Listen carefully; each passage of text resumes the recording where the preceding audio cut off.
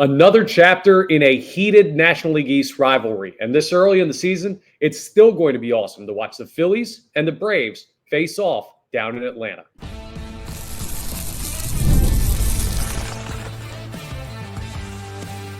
You are Locked On Phillies, your daily Philadelphia Phillies podcast. Part of the Locked On Podcast Network, your team every day.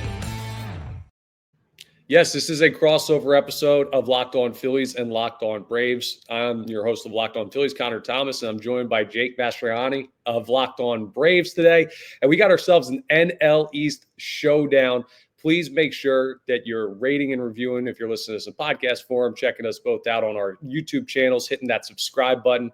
It's free. It's easy to subscribe to Locked On Phillies and Locked On Braves. It'll get you notifications when new episodes are posted. And real quick, before we get into the meat of the episode, today's episode is brought to you by FanDuel. Right now, new customers can get $250 in bonus bets when your first $5 bet wins. We're going to get into a bunch of stuff previewing the series and talking about the season so far. But Jake, right off the rip, it's been a major difference for these two teams through the first week and a half or so of the season. It's been a slow go for the Atlanta Braves. Now, still a dangerous team, but just what has the feeling been like around the Atlanta Braves down there for the start of the year?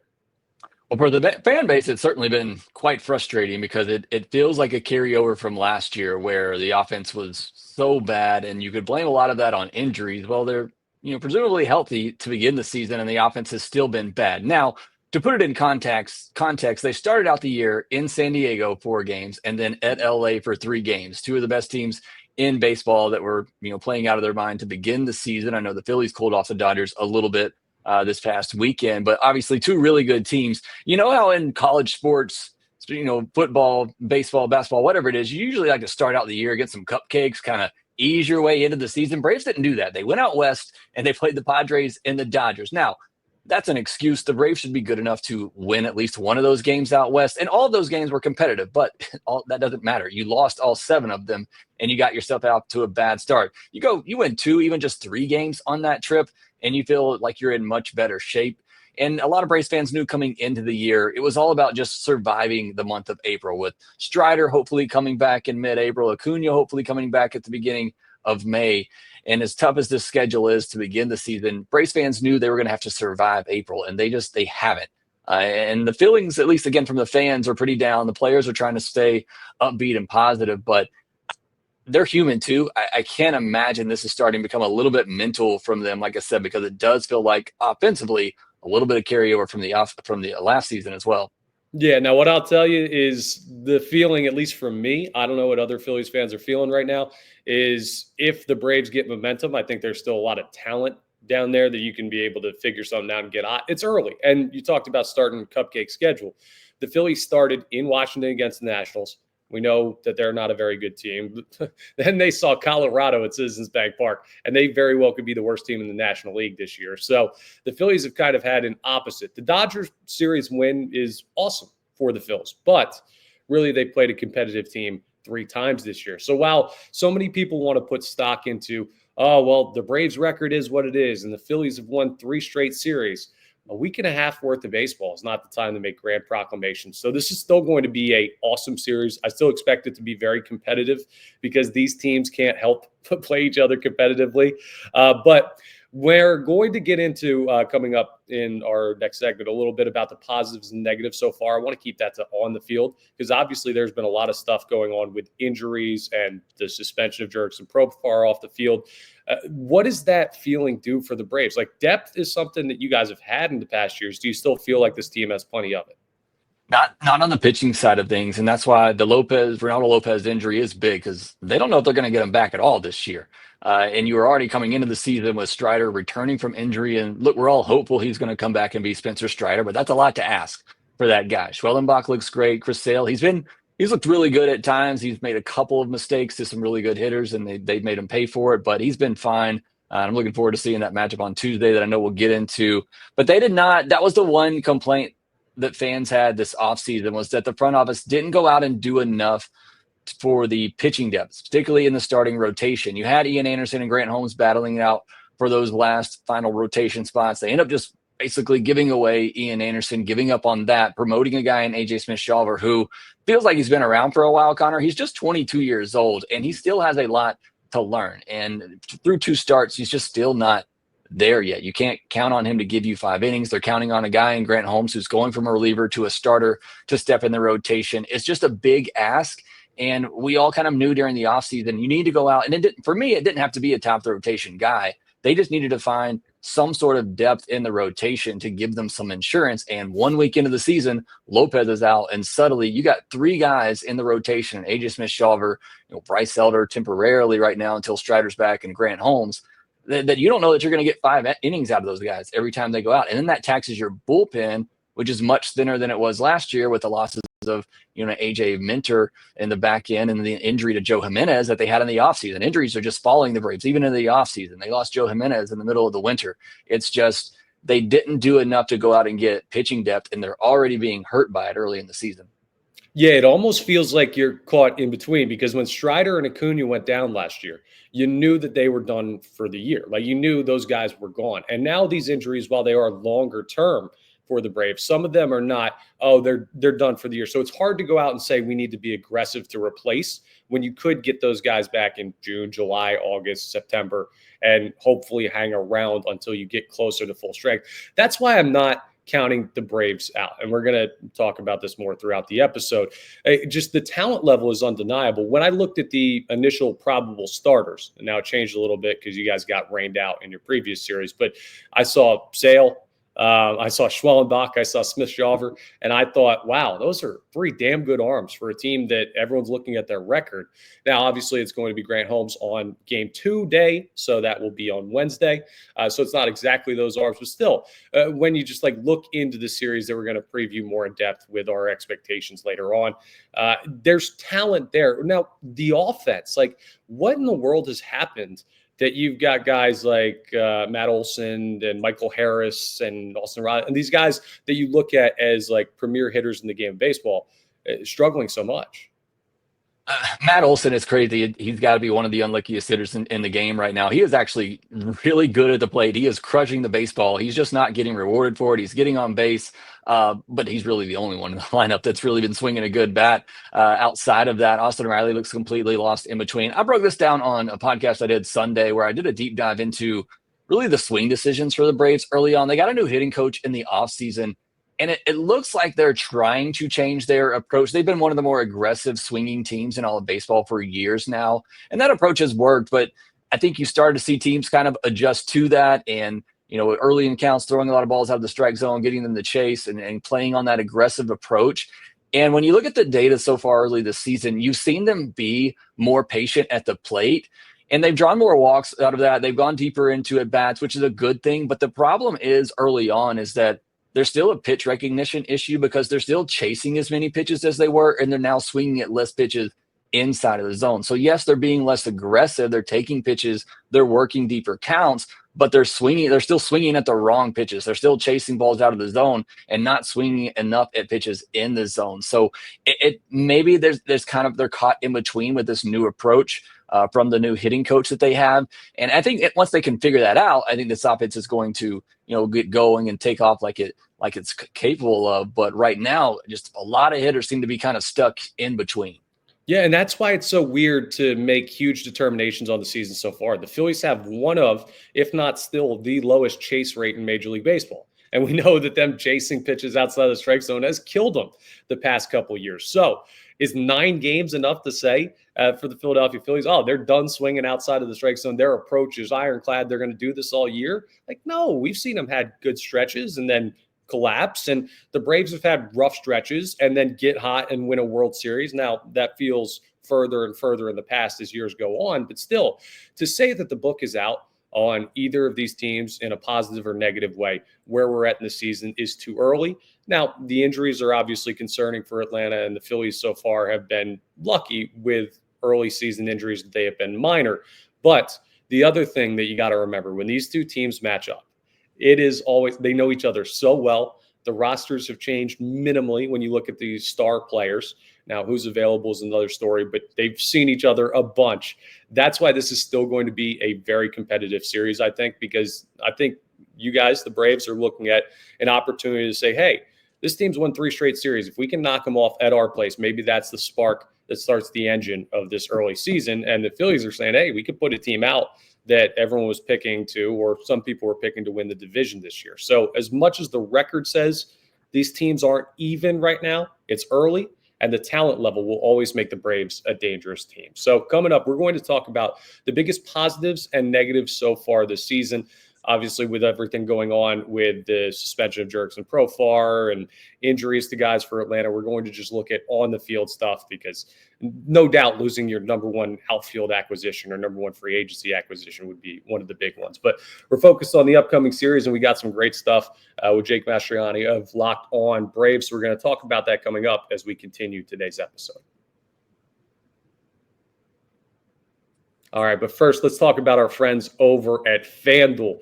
FanDuel is the absolute best, and we just had, the night before this episode's going to air, the final of March Madness. Well, that's not the end of basketball. The NBA playoffs are almost here, and FanDuel's giving new customers an incredible way to get in on the action right now. When you join FanDuel and place your first $5 bet, you're going to get $250 in bonus bets if your first bet wins. I love how FanDuel makes betting super easy. The interface is awesome. The options they have on what you can bet on is great. When you look at the baseball season, you can still get a bunch of futures in, like Jake and I were just talking about. It's early in the season. So if you still have faith in the Braves to win the division, you can make some great money on that. If you think that the Phils are going to go all the way, go ahead and throw some money on them to win the World Series. And it's easy, fast payouts from FanDuel. You can trust that they'll get you your money when you win it. So don't miss out. Head to FanDuel.com and claim your $250 in bonus bets today. Check out our friends over at FanDuel. All right, so biggest positives and negatives so far this season when we're talking about on the field. I want to give you a chance to talk glowingly about the Braves in some aspect. I know it's tough right now, but I do believe that time will come for this baseball team. But what's the biggest positive you've seen so far in the early season?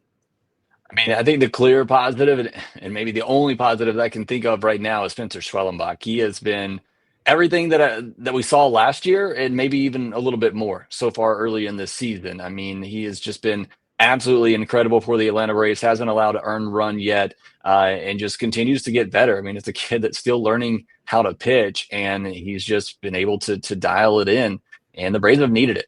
They needed it the other night. Obviously, they got the first win of the season with Schwellenbach on the mound, and 8 shutout innings that he had. So he's just been really good. The only other real positive I can say is the infield defense. Austin Riley's been completely lost at the plate right now, but he's already made a handful of just Gold Glove, web gem types of plays over there at defense. He doesn't get enough recognition for that.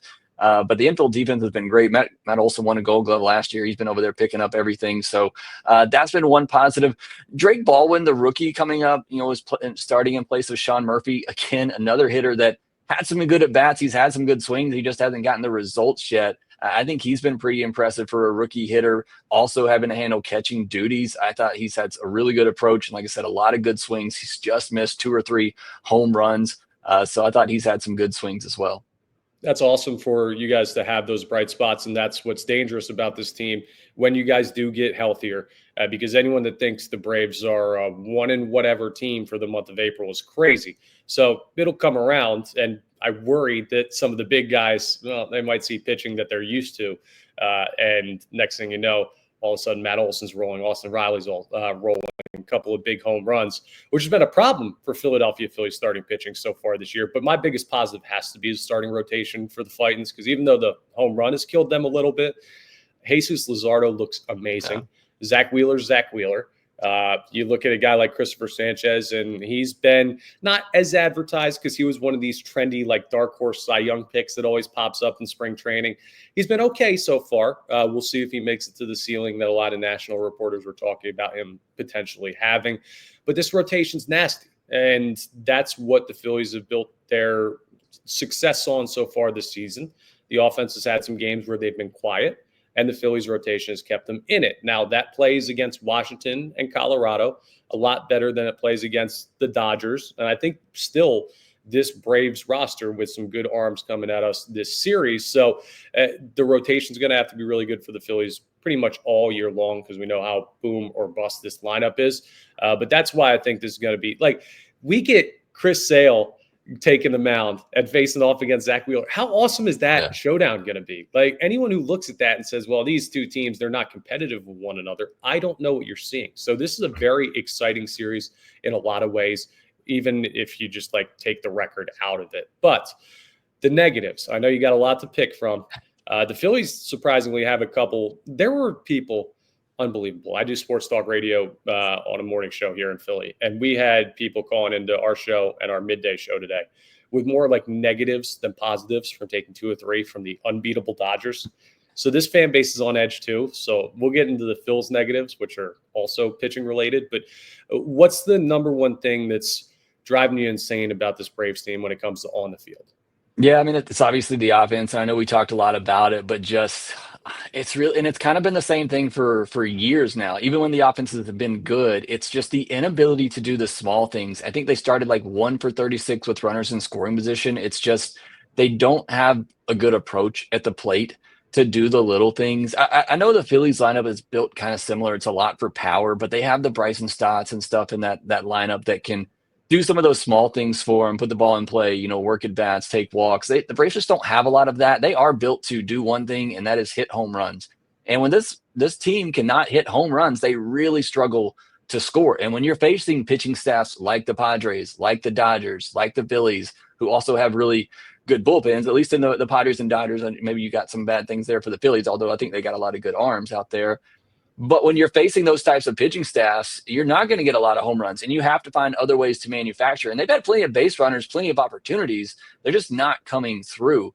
And so that's been the most frustrating thing about this offense is that, again, it's kind of like the offense we saw in 2024 that just could never get that big hit, especially with runners in scoring position. They really struggle in those situations because it is such a boomer bust type of lineup. If they're getting 2 or 3 home runs a game, that's great. And they have a lineup that can certainly do that if pitchers make enough mistakes, but they haven't been taking advantage of those mistakes, and they haven't been taking advantage of those opportunities when they've had runners in scoring position to score. So that's been the biggest frustration and the bad for this Atlanta Braves team. Outside of that, the pitching's been okay. I talked about the defense. I think that's been good. The bullpen's been fine. That was one of the biggest question marks coming into the year. It's really just been the offense that has held them back early on. Yeah, I mean, listen, people may be listening to this who are big-time Phillies fans who, let's be honest, hate the Braves, and there are Braves fans that hate the Phillies that might be thinking like, yo, Connor, why are you not taking Jake to task over this start by the Atlanta Braves? That's the beautiful thing about 162 games in a regular season when you're struggling.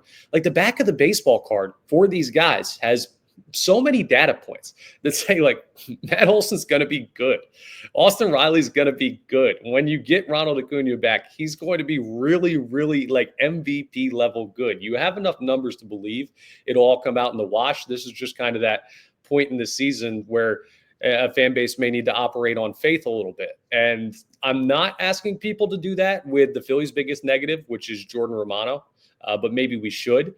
He was great with Toronto, and then he had an injury-heavy 2024 season, and he was the Phillies' big offseason acquisition in the pen. Now, you're right. There are still great arms in the pen for the Phillies with Jose Alvarado or Ryan Kerkering, Matt Strahm.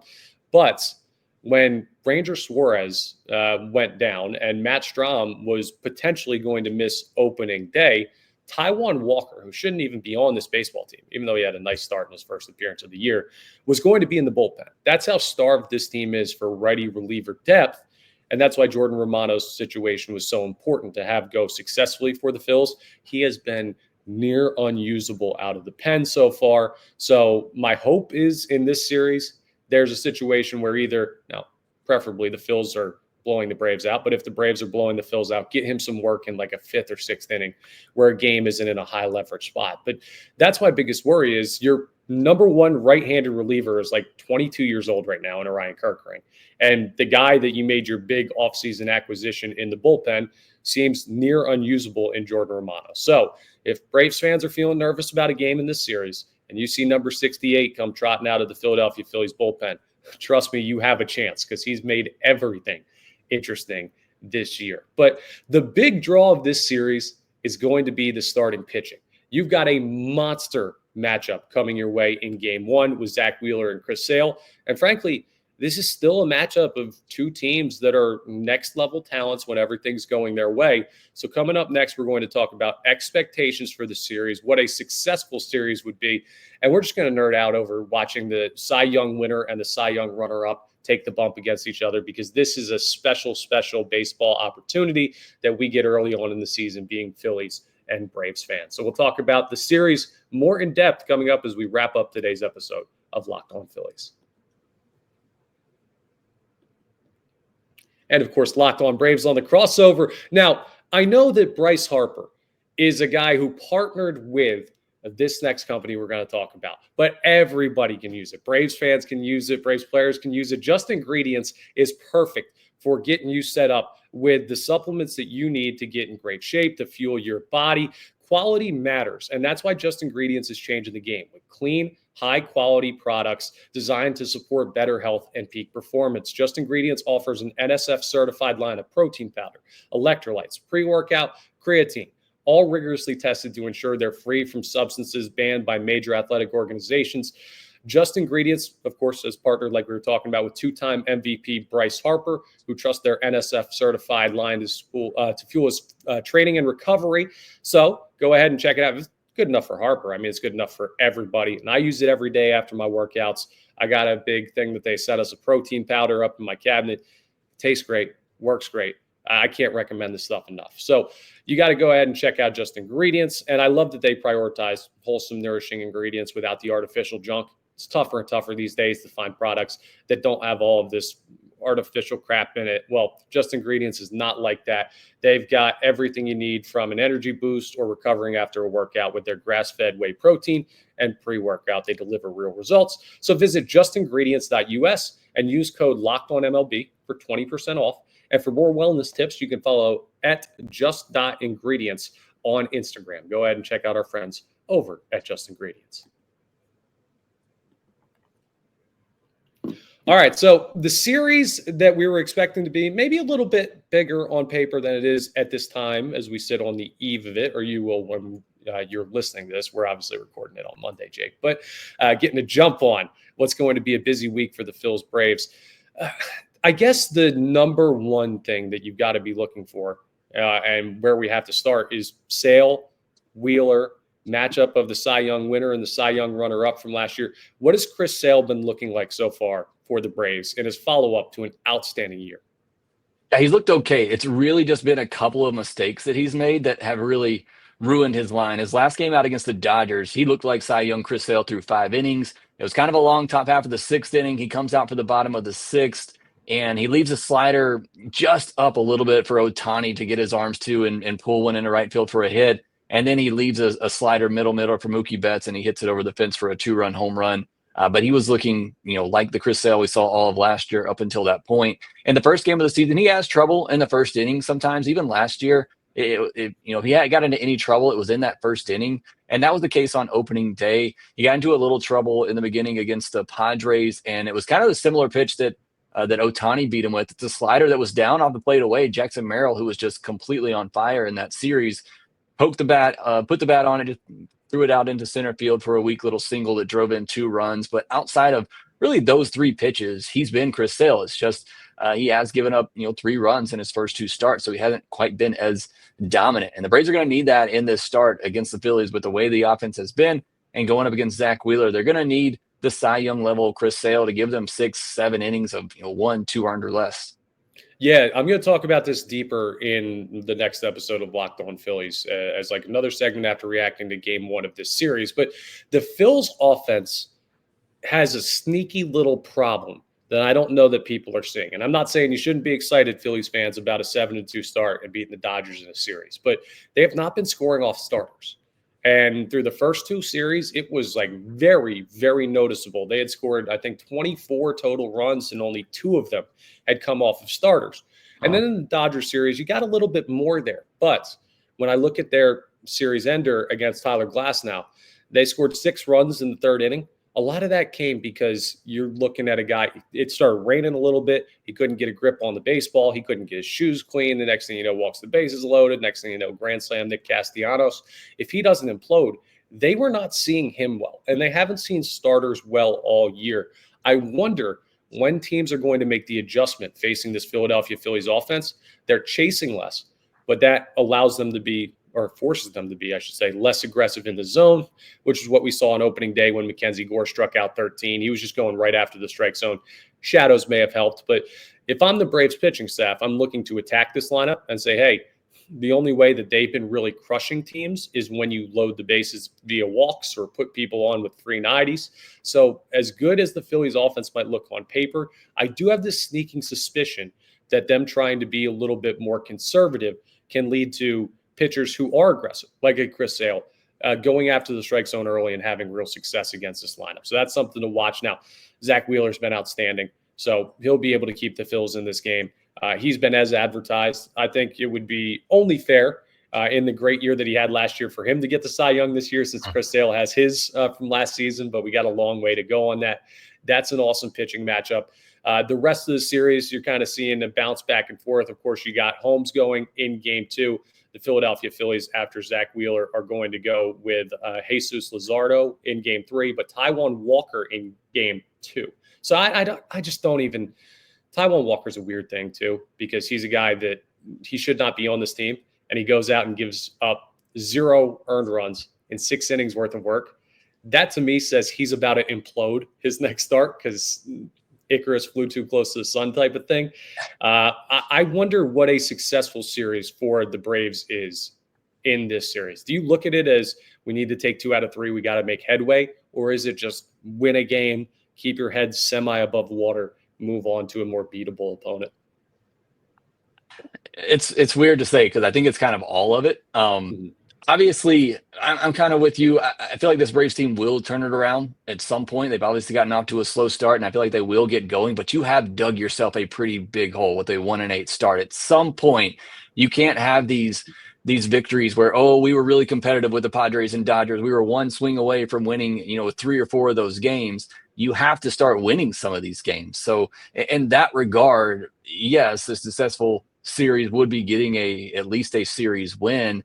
I think for me specifically, though, it's just seeing better at bats from the offense, swinging at the right pitches, getting in leverage counts, and not missing when you get the fastball over the middle. I know you're facing a Wheeler, you're facing a Luzardo, who's been really good, and those are good pitchers that they're not going to just give you a cookie and a 2-1, 3-1 count. But I just want to see better swing decisions from this offense. I want to see them be more competitive in the at-bats. And hopefully that does lead to a series win. But even if it doesn't, if I see some better swing decisions from this offense, I see them going in the right direction, I'm going to feel a lot better about them going out of it. If they just come in there and get completely dominated and still look lost, which is possible against Wheeler and a Luzardo, and who knows, maybe even a Taijuan Walker with the way they've been going here early. But if that trend continues through this series, it could be a really bad month of April. But I'm mainly just looking for the offense to really get it going, getting more confident, feeling more comfortable. Like you said, maybe it helps seeing some guys you're familiar with. But certainly Braves fans want a series win. A series loss, getting swept by the Phillies would just be absolutely disastrous at this point. But you got 2 of your best on the mound in Sale and Schwellenbach going in this series, but they're going up against 2 of the best pitchers for the Phillies early on. So those should be some fun matchups. Yeah, the Braves see Tampa Bay after this. The Phillies head to St. Louis to take on the Cardinals. Neither of those teams are world beaters. So while this is a tough series, I think both fan bases can look at this as a chance to build momentum into another series that seems winnable for both of these teams coming up after they face their division rivals. For the Phils, I think the expectation got to be 2 out of 3. You just took it from the Dodgers. Now you go on the road a little bit, and this is your first actual road trip of the year. I don't really count the bus trip or train ride to Washington to start. So we'll see how the Phillies do getting on the road, taking on the Atlanta Braves, a team that wants to defend their home field, that is comfortable playing down there at Truist, and gets the opportunity to maybe prove to baseball, hey, we've had a rough start, but getting this playoff caliber, World Series caliber opponent in here and beating them, I think it's a red-hot fire starter if the Braves win 2 out of 3. And if you're the Phillies, you don't want there to even be a spark of that. So as much as the Braves feel like they are where they are right now when it comes to the record, just a little bit of oxygen from taking down the Phillies in this series could change the whole feeling of where that team is right now and where the Phillies are right now in the division. So as much as the records, and we brought them up, look different, The division, it is far from decided. The season far from over. We are only two handfuls of games in, and it is going to be some high-level baseball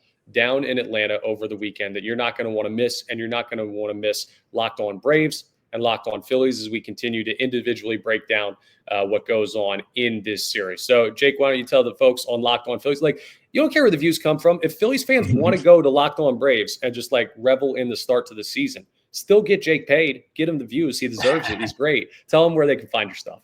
Yeah, absolutely.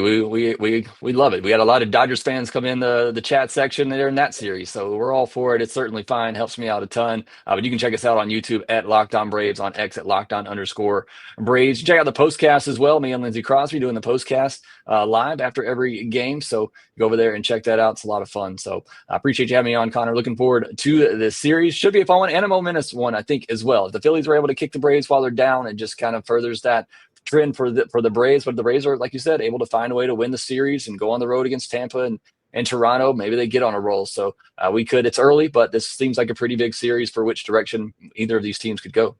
Always is when these two teams match up. Go give Lindsey Crosby some love, too, if you're a Phillies fan. He's been on the Locked On Phillies channel talking prospects a lot. So it's annoying how much I like you and Lindsey, being that you guys are part of the Braves coverage for the Locked On Network. But, yes, check them out. And you can check out all our Locked On Phillies stuff at Locked On Phillies. Go ahead and check out the YouTube channel. Make sure you're rating, reviewing, subscribing, all that great stuff to both our great channels. And we are part of the Locked On Podcast Network, your team every day. We'll both talk to you on our individual shows, but thank you for checking out our crossover episode. And we will see what this big NL East series early on in the season has in store. We will talk to you all next time on Locked On Phillies and Locked On Braves.